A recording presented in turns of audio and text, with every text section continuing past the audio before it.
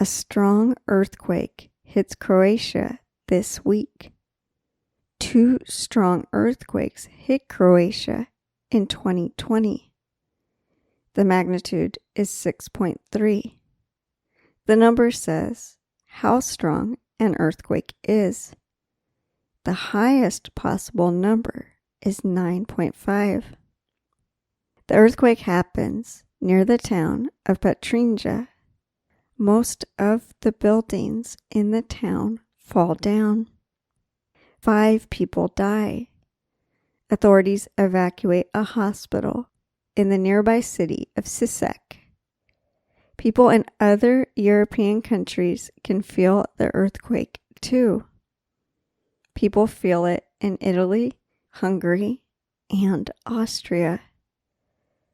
A strong earthquake happens in Croatia in 1963.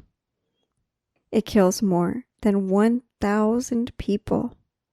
This week's earthquake is stronger than the 1963 earthquake.